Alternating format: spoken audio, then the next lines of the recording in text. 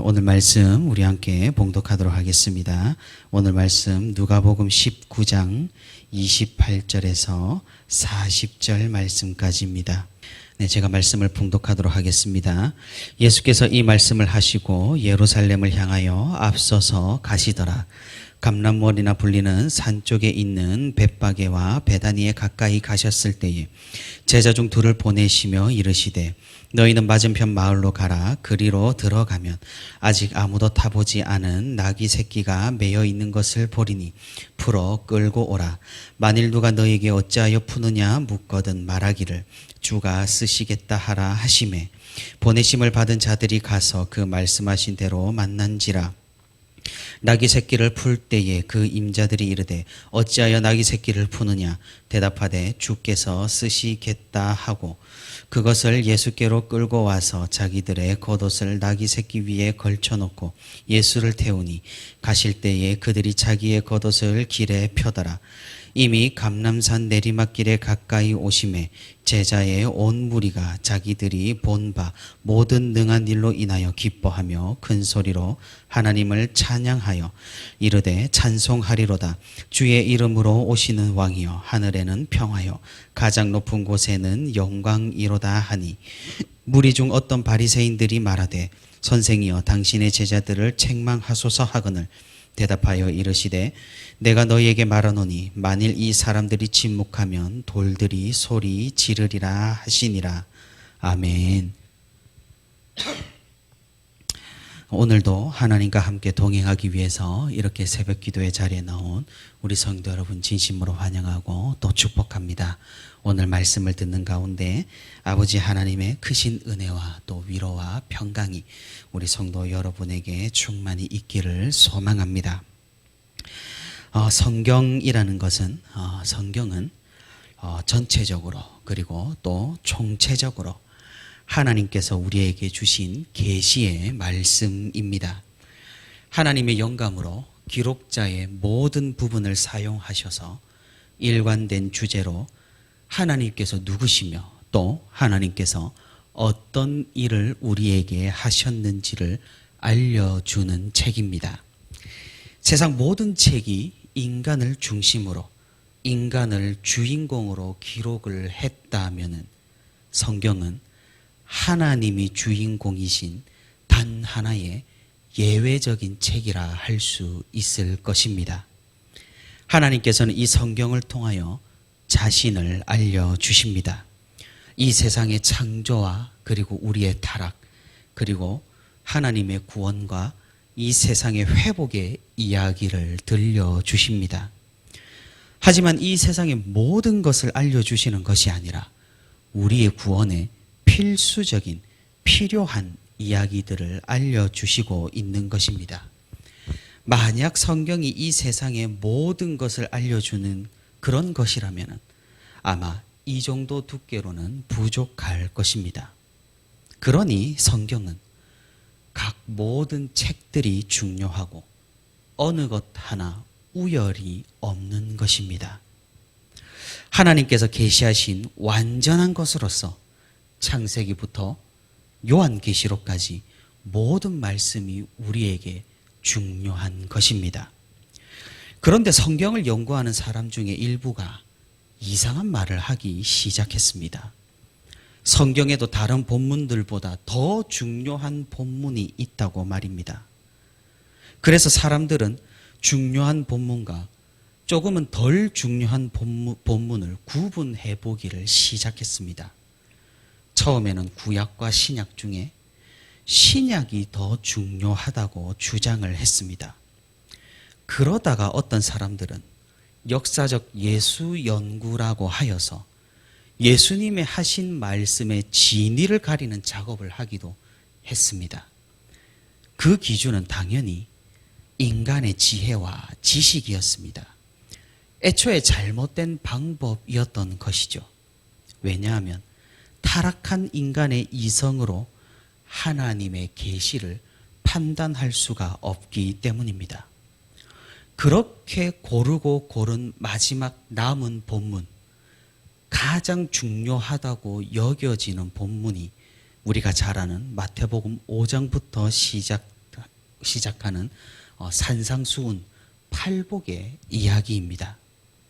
이 이상한 사람들은 그 본문만, 마태복음의 그 본문만 예수님께서 직접 하신 말씀이고 성경 중에서 가장 중요하고 으뜸인 말씀이라고 주장을 하고 있습니다. 하지만 이것은 전혀 사실이 아닙니다. 우리가 성경을 잘 살펴보면은 그 본문만이 중요한 것이 아니라 성경 전체가 하나의 흐름과 공통된 주제를 가지고 있다라는 사실을 우리가 발견을 할 수가 있기 때문입니다. 우리가 교회에서 말씀을 듣고 또 성경 공부를 하다 보면은 이런 생각이 들 때가 있습니다. 구약보다는 신약이 더 중요한 말씀이 아닌가 하는 생각입니다. 실제로 일부 목회자들은 이렇게 생각을 하여서 신약의 본문을 더 자주 설교를 하기도 하고 신약을 더 부각시키기도 합니다. 하지만 이런 생각과 이런 방법은 옳은 방법이 아니라는 것이죠. 그것은 성경의 전체성과 완전성을 부정하는 것입니다. 하나님께서 분명히 우리에게 창세기부터 요한계시록까지 모두를 주셨습니다.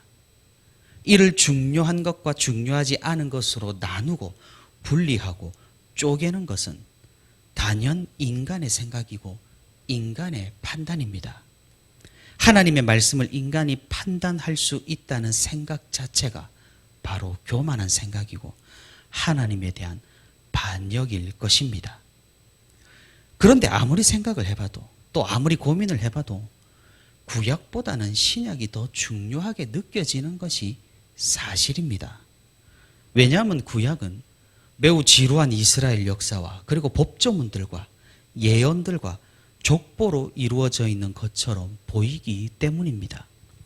그에 반해 신약은 계시의 절정인 예수 그리스도의 현현과 죽음과 부활, 그리고 사도들의 행전, 그리고 교회를 위한 권면들이 기록되어 있습니다. 지금 우리 삶에 많은 영향을 끼치는 성경은 아무래도 구약 성경보다는 신약 성경 같습니다. 복음의 핵심이 신약에 있는 것 같습니다. 그래서 우리는 신약을 더욱 중요하게 여기는 그런 경향이 있는 것입니다.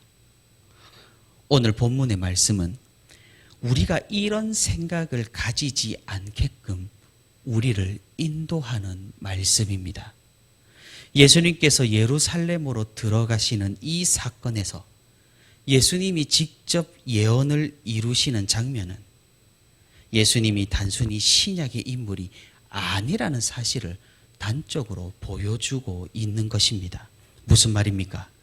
우리는 흔히 복음이라고 하면은 예수 그리스도에 대한 증언, 그것뿐이라고 생각을 하기가 쉽습니다.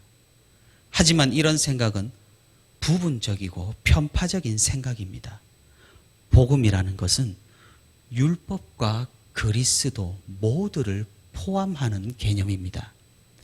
하나님의 율법이 있으므로 그리스도께서 오셨고 우리가 그 율법을 이룰 수 없으므로 그리스도께서 모두 이루신 것입니다. 율법은 조건절입니다. 하나님의 명령을 지킨다면 우리가 복을 받을 것이지만 하나님의 명령을 지키지 못한다면 우리는 필히 사망하게 된다라는 것이 바로 율법입니다. 하지만 우리 중 누구 하나 율법을 지킬 수가 없습니다. 타락한 인간 중에 율법을 온전히 지킬 수 있는 사람은 없다라는 것입니다. 그렇기에 그리스도께서 오셨고 그리스도께서 이루셨고 그리스도께서 우리에게 주셨습니다.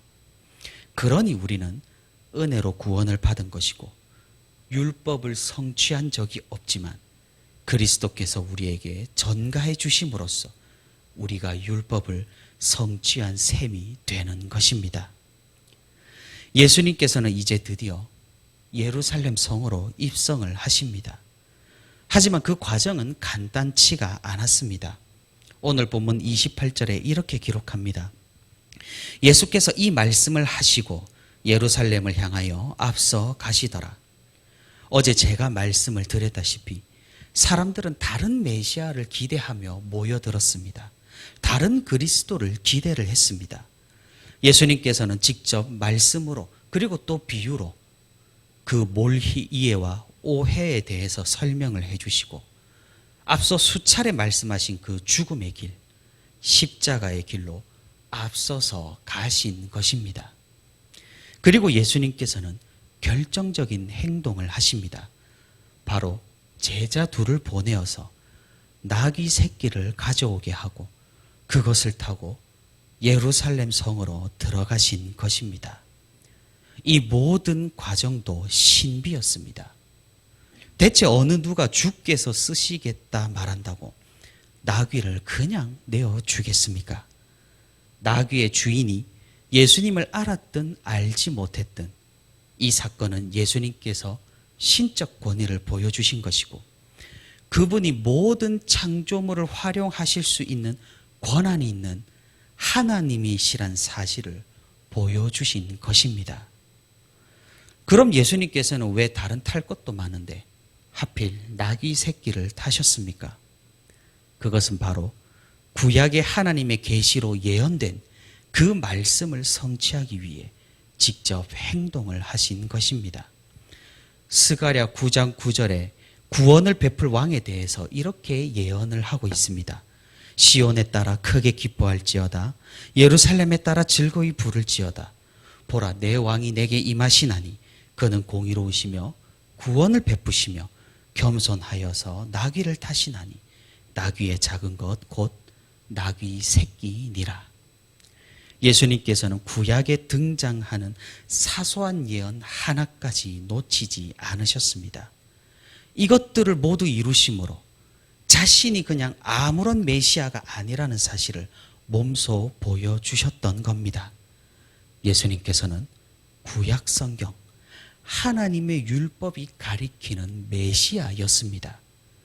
제자들은 이 모든 장면을 눈으로 직접 목격을 한 것이죠. 너무나 감격하여서 기뻐했습니다. 큰 소리로 하나님을 찬양했습니다.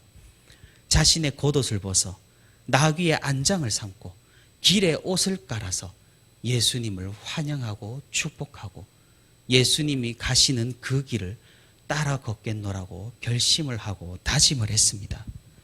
그러자 바리새인들이 이를 못마땅하게 여깁니다. 예수님에게 제자들을 자제시킬 것을 요청을 했습니다. 왜냐하면 이 바리새인들은 위협을 느꼈기 때문입니다. 예수님께서 예루살렘에 들어가실 때 허다한 무리가 함께했고 그 모든 사람들이 예수님의 입성을 고대하고 기대했기 때문입니다. 바리새인들은 자신들의 권위와 입지가 좁아지는 것을 두려워했습니다. 예수님께서는 이런 바리새인들의 요청을 거절하십니다. 만일 이 사람들이 침묵하면 대신에 돌들이 소리를 지를 것이다. 예수님께서 하신 말씀이 정말 돌들이 소리를 지른다는 말씀일까요? 물론 하나님께서는 못하실 일이 없으신 분이십니다.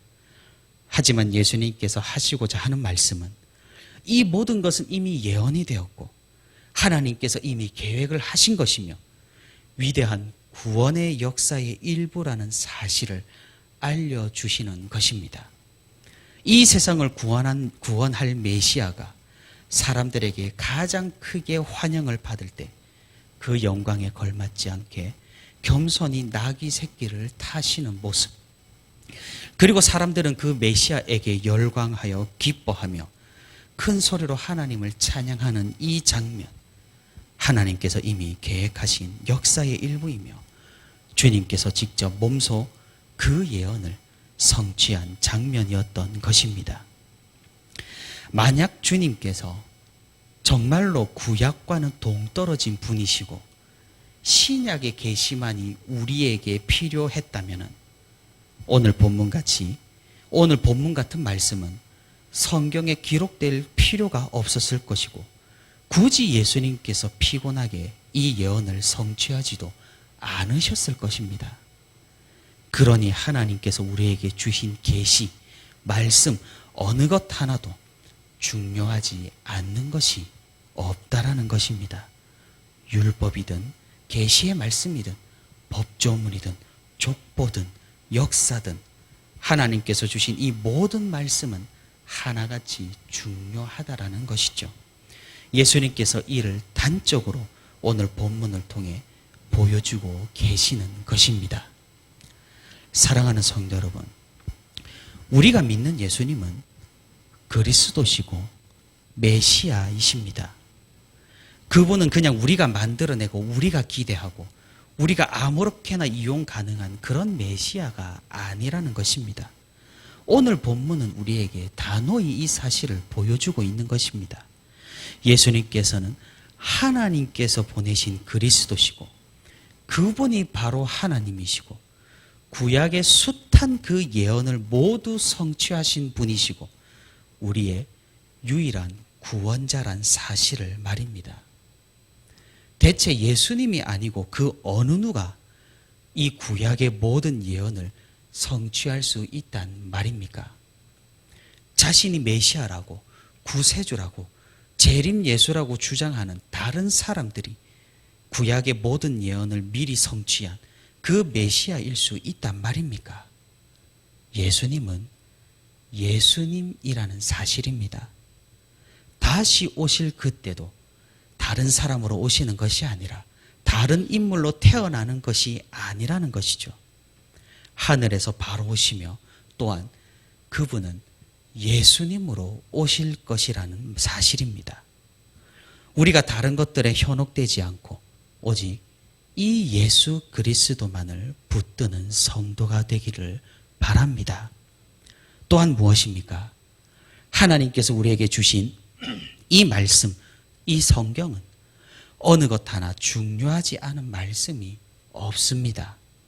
오직 전체로서, 오직 하나의 말씀으로서 이 성경 66권 모두가 중요하다라는 사실입니다. 예수님께서 이를 친히 증명하셨고 우리에게 또 보여주셨습니다. 구약의 모든 예언의 말씀을 이루심으로 성취하심으로 구약과 신약을 긴밀히 연결시키는 그 중심에 예수님께서 자리하셨습니다. 우리는 그리스도 중심으로 좌로 우로 모두를 살피는 그런 지경이 필요합니다. 이를 부정하거나 이를 변질시키는 것은 다른 복음이라는 강한 확신이 우리에게 필요한 것입니다. 오직 성경, 오직 은혜, 오직 예수는 이렇게 완성이 되는 것입니다.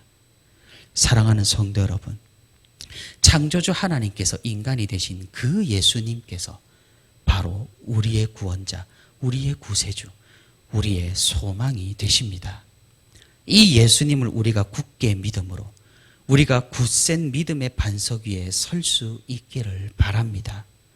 다른 복음, 다른 말씀, 다른 주장, 물론 우리는 경계하기 위해서 알아야 하겠지만 우리가 신경 쓸 필요가 없습니다. 왜냐하면 참된 구원의 진리가 바로 이 성경에 있기 때문입니다. 우리의 지경이 넓어져서 이 성경을 바로 보고 예수님을 바로 알아 참된 구원의 지식에 이르고 하나님의 영광이 되는 저와 우리 부천시민교회 모든 성도가 되기를 소망합니다.